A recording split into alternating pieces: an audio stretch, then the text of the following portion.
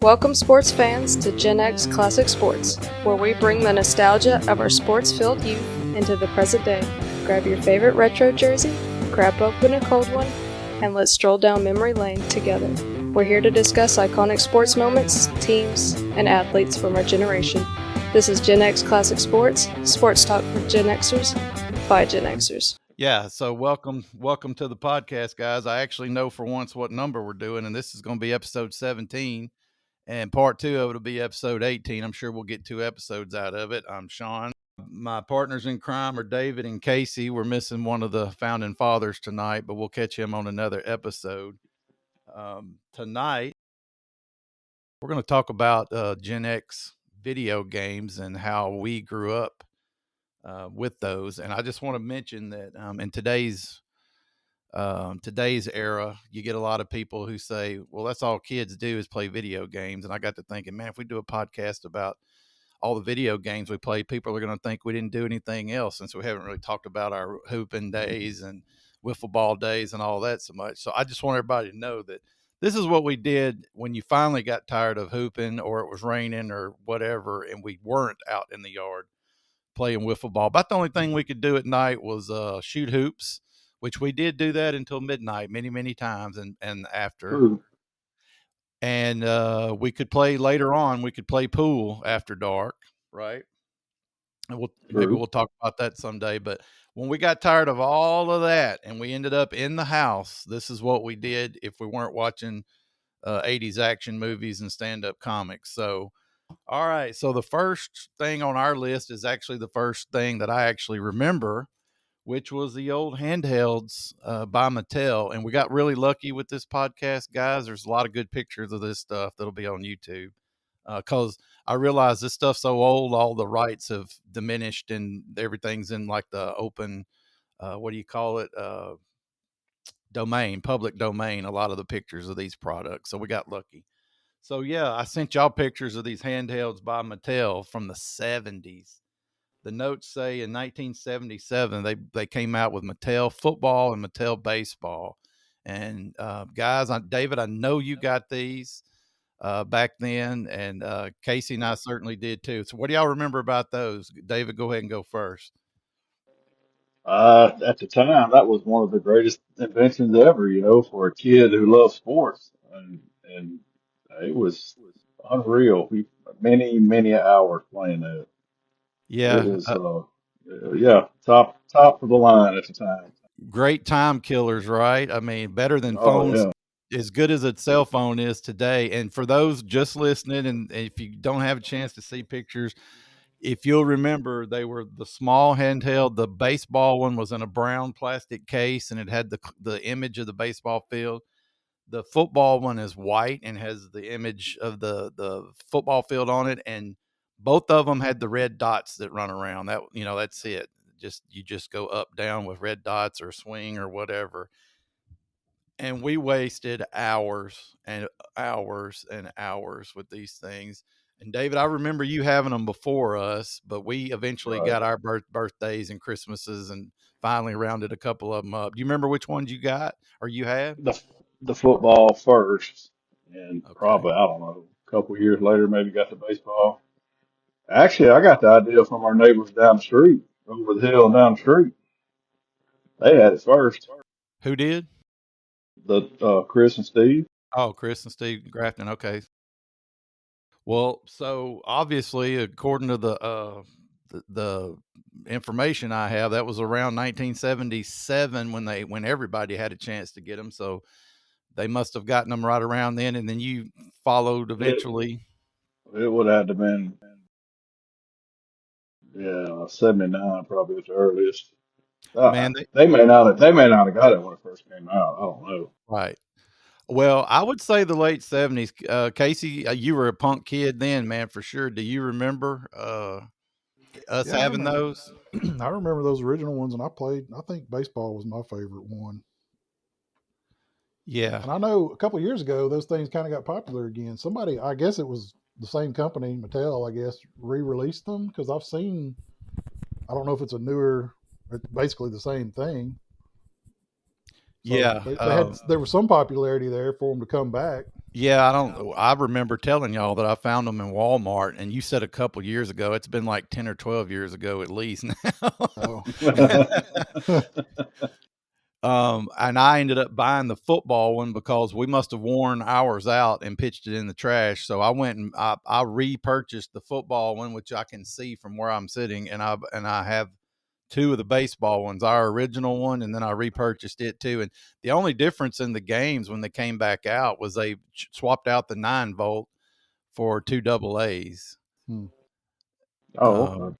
Otherwise, it was the same exact setup. And I mean, man, you talk about making a car trip much more fun back in the day when there was nothing before that in a car to do. These things came out, and there you go, right?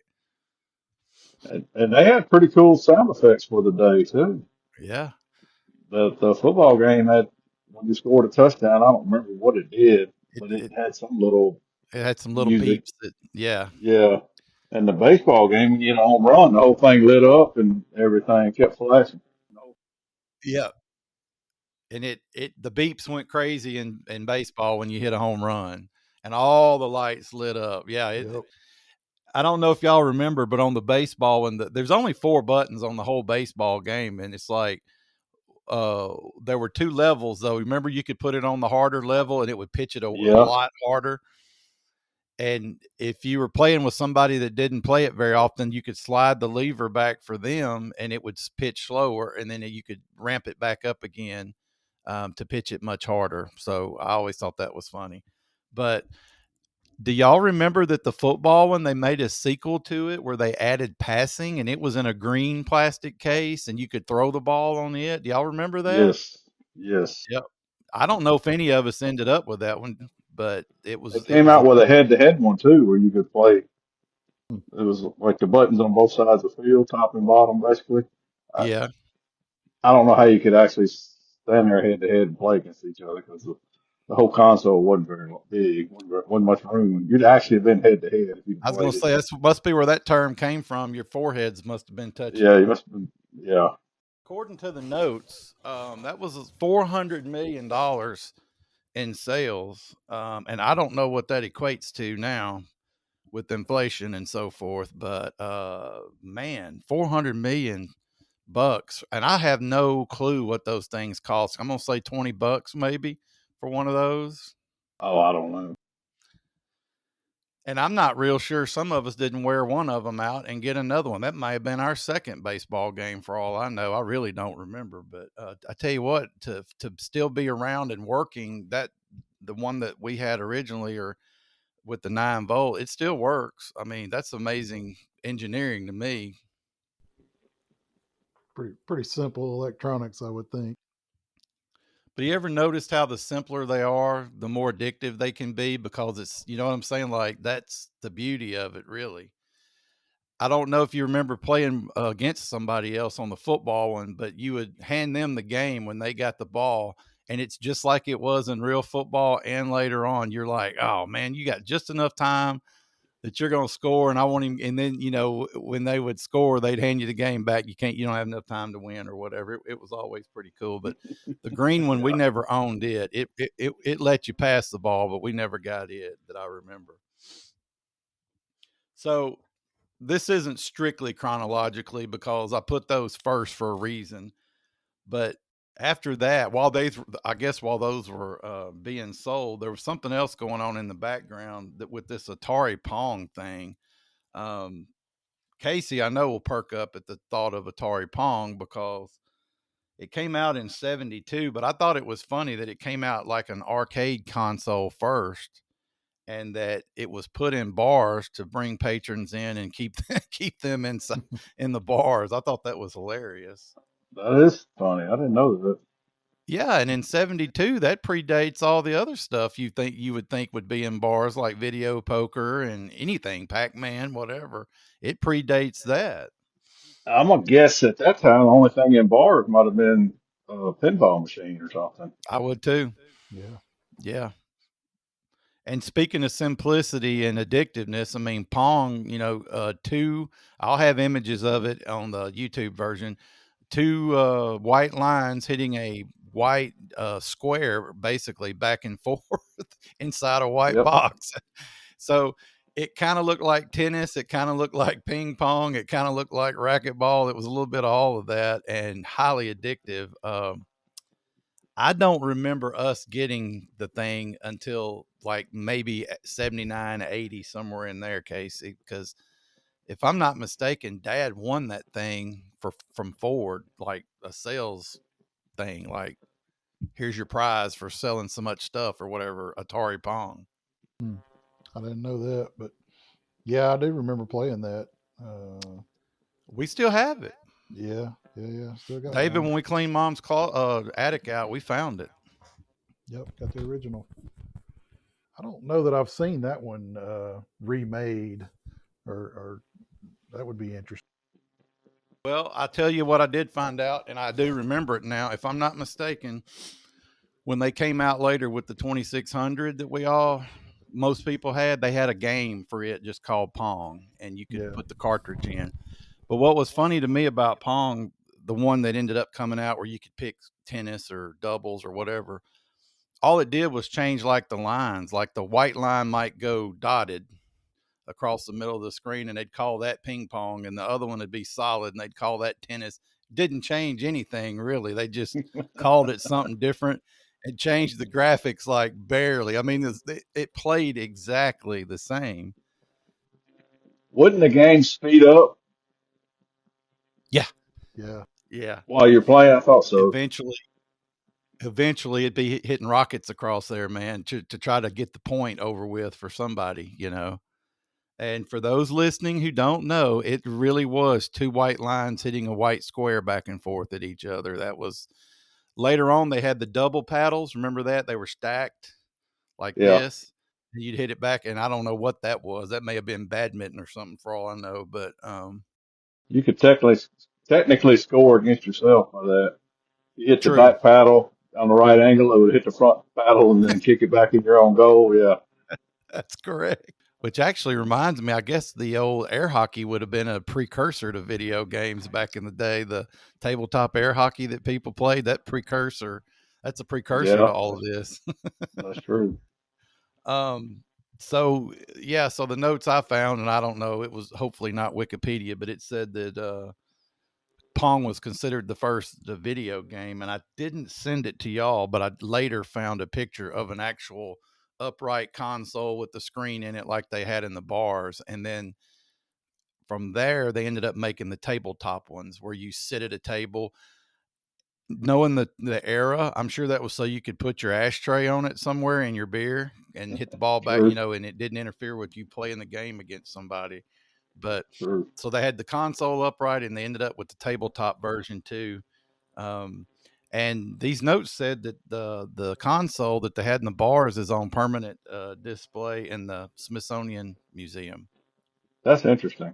because it's considered the first arcade game in that regard. So I guess that's the significance of it. And I guess there's obviously a few that have survived all this time. So later on, I know they included the concept of Pong ended up in other games, cartridge games. So it lived on. And golly, that game, it had the round dial. Instead of a joystick, you had a round dial. And there'll be pictures of this on YouTube. It had a round dial to move the paddle up and down. So, and I don't know if it ever, the picture that I'm looking at that I sent you guys, it shows 4 paddles on this set. So that's the set that we had. And I'm assuming that means you could play doubles that way. So 2 on each side trying to keep the ball alive. Yep. Just the concept of that is hilarious. You're looking at 4 white lines and 1 white square and hitting it back and forth. That is high fun, big time fun in the 1979 era, 1980. So Casey and I had that one. David, you never owned Pong, did you? No, never had a Okay. Pong Atari. And something else I ran into while looking all this up is that for some reason Atari. This is interesting to me because I thought I remembered this, and then I talked myself out of it.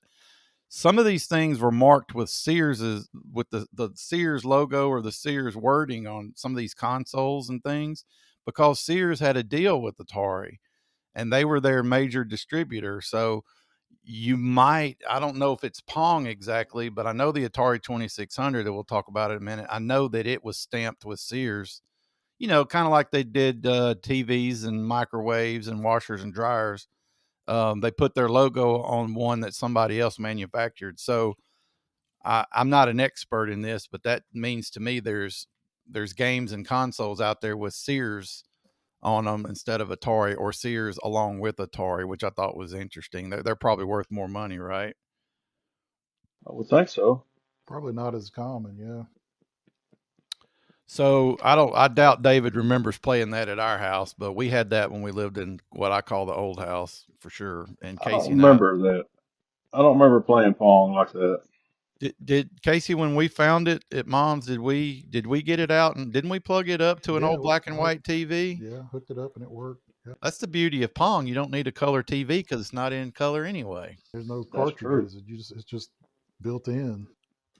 Yeah, we showed Casey's kids who were teenagers, and I'm sure, thought it was the most lame thing they'd ever seen in their lives. But I don't know what was more lame, us playing it and laughing about it, or us playing it on a black and white television. Was it hard to play in your older years? It seemed Hard to get the timing down.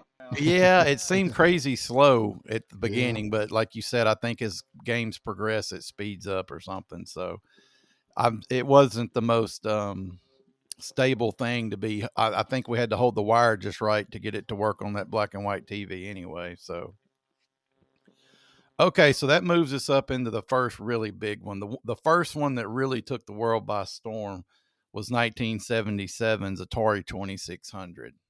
Now, David, did you own a 2600?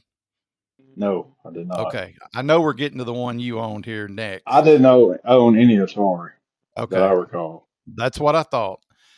So Casey and I definitely did not get it in 77 when it came out. Casey, it was probably closer to 80 before we finally got one, wasn't it? Yeah. Probably 80 or 81. Yeah, what do you remember about that Christmas? Because it was the Christmas, as tends to happen with a lot of these things in the catalog era and not the internet era. It took 2 or 3 years for a lot of people to own these things, and so yeah, it was probably around 80. Um, what do you remember about that? Just sort of the marketing and so forth. Anything? Because you were all of 4 years old, so probably Yeah. I not. don't remember the marketing or anything, but I just remember how much better the games looked and how much more you could do versus, like we were talking about the single lines and the pong and just the ball going back and forward. I'm trying to remember. I don't remember what games we got originally with it. Well, there's a little bit of a story behind that. So basically, we asked for Atari 2600 for Christmas and nothing else. I mean, that was every kid I knew our age. That's what they wanted. So I'm assuming half of America got Atari in like 1980. But anyway, Casey and I wanted it so badly. Well, back then we did grandparents Christmas Eve, did the grandparent visits on Christmas Eve. So Casey and I went to dad's side of the family, and we got these Atari games. We got Donkey Games. Kong. Yeah. We got Donkey Kong and like Space Invaders. And really, one of the things that pushed this was Space Invaders and Asteroids type games because they were so big in the arcades. So Atari was smart enough to know when they roll these out, there better be something out of these arcades, right? That it's something that they're used to going and playing. So Casey and I are opening gifts, and we've got Donkey Kong and nothing to play it on. Yeah. And we had like Space Invaders and nothing to play it on. Defender, nothing to play it on. And pretty soon Dad's like, "Hey, you may have the games, but you're not going to get the console if you don't act right the rest of the day and all this. Santa won't bring you the console." And so, okay, whatever. I just remember that being such a weird thing. I was 9 or whatever. So that night we go to the second set of grandparents. We start opening gifts. There's another video game. There's another video game. Everybody has gotten us Atari games. And Casey and I are looking at each other like, what the heck, dude? We don't have an Atari. and that's how dumb I was. Okay, I was not a bright 9-year-old, obviously. And Dad kept on with the, hey, it's just Christmas Eve night. You got time to screw this deal up. You better act right. I know that's what y'all want from Santa, but you can still mess it up. So needless to say, the next morning we were very happy to see Atari 2600 under the tree so we could play all these new games. So I don't remember what sports games we got. I sent y'all a couple of one picture of their football game that is pitiful. It's 3-on-3 football. Yeah, It is bad. I loved it. That was one of It my was favorite ones. it was well, We had more fun playing that against each other. we That did, was but the start of the competition right there, man. I'm sure I, I'm sure I was 9 getting my butt kicked by a 4-year-old, so that's probably 4-year-old. It didn't help things. I do remember the arcade style games, Space Invaders, Donkey Kong, Asteroid, Defender. I've already mentioned those. And Pac-Man. then Pac-Man hit somewhere in the early 80s. Pac-Man hit, and it just sold even more Atari 2600s. And we had that. We had Pitfall, which was where you jumped over swung the vine over the alligators and all that. But we definitely owned football and baseball. Um, the football game was 3-on-3. I don't remember the baseball being anything but a green a diamond green with 4 white squares on it for bases, and and maybe 3 players even in baseball. But Casey and I played the heck out of that. Oh, and by the way, the folks who are trying to picture it in their head or remember it, the Atari football game scrolled vertically, so you were looking from the end zone to play the game, which is, looking back, that is super odd. So, but Casey and I played that one a million times. They're not known even today with all the new stuff as being very good at sports games. Back then, their sports game. Now, keep in mind, this is 8 byte games, so they had color that was better than Pong, but not much else. The sound was horrible, the graphics were horrible, and so forth. Um, This says they had football, baseball, boxing, soccer, tennis, volleyball, and basketball. I just remember football, basketball, baseball. I don't remember any of the others. David, even though you didn't own it, do you remember playing that horrible scrolling vertical football game? I do, but I don't. I just remember it not being good. Even back then, I didn't think it was good. And No. I don't remember the baseball though. I remember Pitfall, of course, and Yeah. Space Invaders, and Donkey of course Kong. Pac-Man on Donkey Kong and all that. I remember playing all that more than this football. I think I disliked the football so much that whenever I was with somebody who had the game, I'd suggest playing something else besides football. There, It was, we played those tank commander type games too on Atari 20, Missile yeah. Command and Tank something or another. Yeah, they were not known for those, but Casey and I, that's where the feud started, man, right there on that stupid. Those 3 guys look like the creatures that fall out of the sky on Space Invaders is what their football men ended up looking like. It's pretty Yeah, pathetic, but yeah. yeah. I In the course of researching this, I ended up on Atari.com, and you can still buy all this stuff through Atari. I don't know what it costs. I didn't get that far, but you can still buy a console that has the games pre-programmed into it.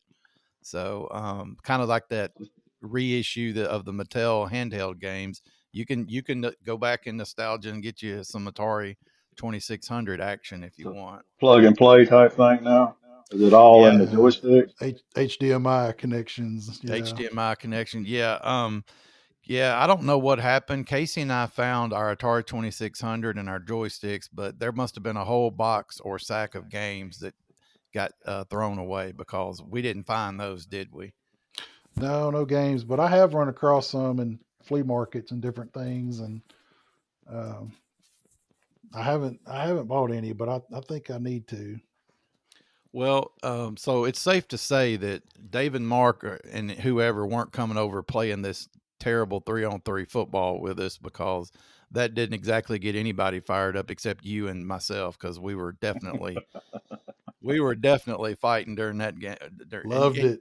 And you were 4 or 5 years old. How did you even know what was going on? Is what I I want to don't know. know. I don't know. He must have been beating you. That's why he loved it so much. Anytime I won, Of I course, loved it. I'm sure you laughed and he got mad. Yeah. dude. All I can say is Atari joysticks were tough because they got thrown a lot. How would you feel if you were the older one and could never beat the younger one at video games of any kind ever? I mean, Yeah, that would. Yeah. okay. And so then came, so anything else about the 2600 y'all want to mention? Casey, what other games do you remember on there before I move to the next one? No, I think you covered. That's what I was trying to remember. I think like the Space Invaders, Missile Command, and Asteroids, and We those were played those a lot more and yeah, enjoyed them a lot more popular than, ones. yeah, the baseball one was especially horrible. I just remember that. So we tended to play the football one. Yeah. But it was good at arcade stuff, horrible at sports games, and that's really kind of their legacy. Then in 1979, Mattel, who had done the handheld games that we love so much, came out with Intellivision. And David, you had one of those for sure. Yes. Yes. That And was way better than Atari. way better. Yeah, the first note I found on that said that Intellivision was known for more realistic sports games and strategy games. And as an added bonus for this episode, I got a surprise. NFL Intellivision And football. television football. Oh, basketball, I don't remember the NBA one. I don't even remember the NFL. Though. and baseball. I don't remember they had any licensed stuff. And I've got the system now. As of last weekend, my wife bought them at an estate sale for me. So I've got the Intellivision and like 12 games. Cool. I didn't know they were ever licensed by any of the major sports.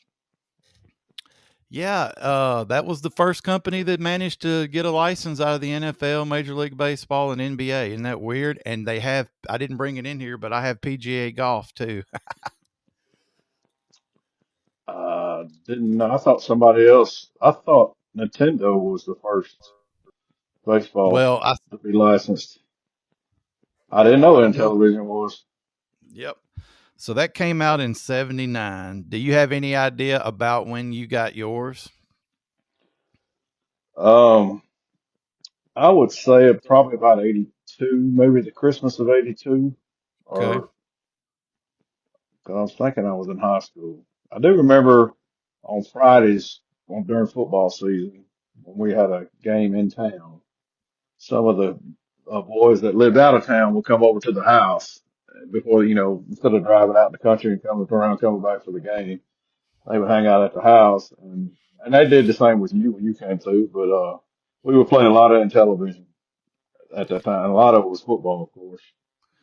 Yeah, and okay, so I sent you the by the way, for those listening who don't know, can't place it in your head, and there will be pics on YouTube, but Intellivision had instead of a joystick, it had like a pad that looked like a calculator with a pigtail cord on it. It had the squiggly cord like a phone, and it had like a number pad and then a turning dial instead of a upright joystick. And it was a wheel. You could spin the wheel to move the players around and stuff. And for whatever reason, that was kind of revolutionary compared to using a joystick. Um, I sent you guys screenshots of the gameplay, and for football, we went from 3 guys on the field with Atari up to 5 guys on the field for Intellivision. Right.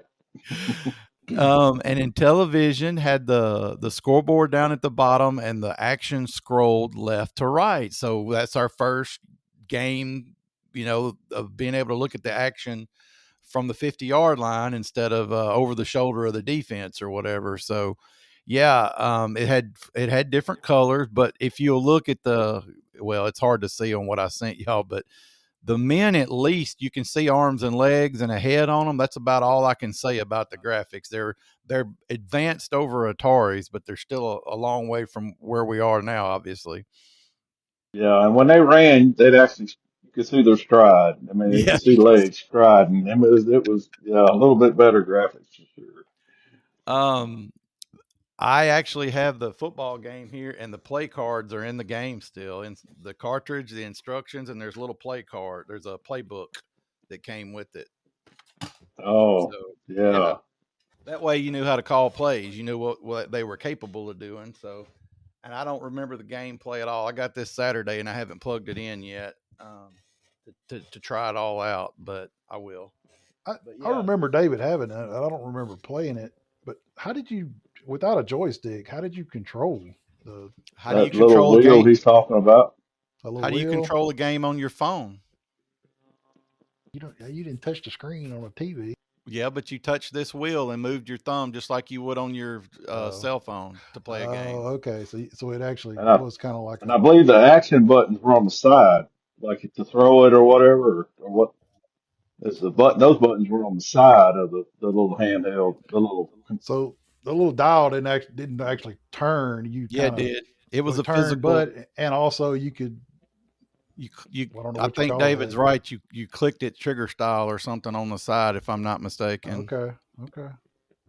Well, it was just on the button, kind of like your volume button on your phone. Yeah.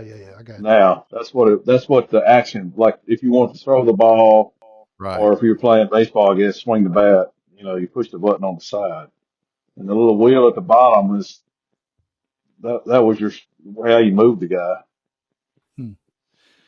Yeah. Look at the screenshot of the boxing. It looks pretty good, actually. It had pretty good graphics. I don't guess I Looks had like that one. I don't remember it. Looks like Rock'em Sock'em Robot or It does It look like does, Rock'em doesn't Sock'em it? Robot. yeah. So it was 20% of the market. Now keep in mind, Atari 2600 came out big. I mean, it was a huge product.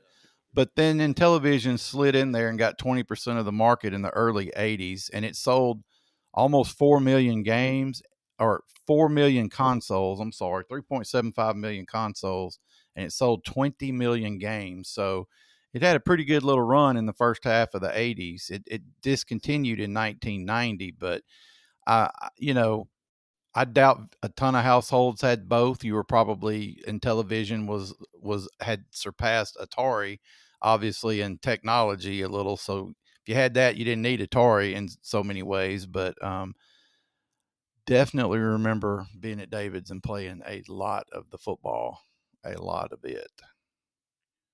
Now, was that the one that your dad was so fond of playing that had some military themed games or something? No, that would probably have been Nintendo. Oh, okay. Okay. Had that I knew, had I that knew, Contra game on it. yeah, I knew there was something he liked, which is just funny thinking about that to me. Just, We played in television in my living room all the time. Well, you're probably thinking about playing in the den on them all them late night video game sessions we had. That was Nintendo by that time. true. Yeah, because, I do remember playing in the living room off the kitchen there, playing Now, this. Mark, I know Mark's not on this episode, but he and I on that television played some warship game where you had a fleet of different types of ships. You had a submarine, you had a troop transport, you had aircraft carrier, kind of like a battleship in a way. Yeah. And it was set up in a around this in the ocean around these islands, I guess. And you would try to move your ships, basically capture the other port, what you were trying to do. But that was pretty fun. He and I played that for hours. It seemed like on several occasions.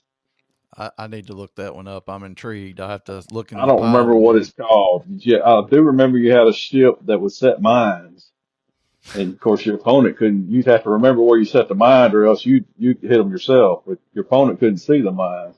But you also had a mine sweeper. That was part of the strategy, just to try to guess where they had the mines, and it was pretty interesting, especially for that day. It was a lot more fun than like Battleship, the old game Battleship. I could see But you it two was really fun. liking that. Yeah, that sounds like a missile command kind of thing almost. Like, yeah, that's pretty cool. I'll And look for also, that. there was also a airplane game. We flew like a World War II type plane, and you fly it and do battle with each other. Like the And Red I do Baron. remember if you climbed, flew straight up in the air too long, you'd stall out. And if you could catch yourself, coming down, or you wouldn't. You crash. That You was say pretty World fun War too. One or World War Two? I think it was war. It kind of looked like, if I best I remember, they weren't jets. They almost like biplanes. Oh, so like the Red Bear in World War One kind of Kind of stuff. like World War I. I think best I Yeah. remember. They weren't. They definitely weren't jets. What did Snoopy fly? The Sopwith Camel. Yeah. Something like that. Okay, everybody, I think I'm going to stop it right there for this episode, and we will pick back up in a couple of weeks with the conclusion to our discussion about Gen X sports video games. Thank you very much for listening, and we'll talk again in a couple of weeks. Thank you for joining us on GenX Classic Sports, where nostalgia meets the thrill of the game. Tune in next time for more insightful discussions and memorable moments, brought to you by Pine Street Productions. Until then, stay passionate about sports and keep the memories alive.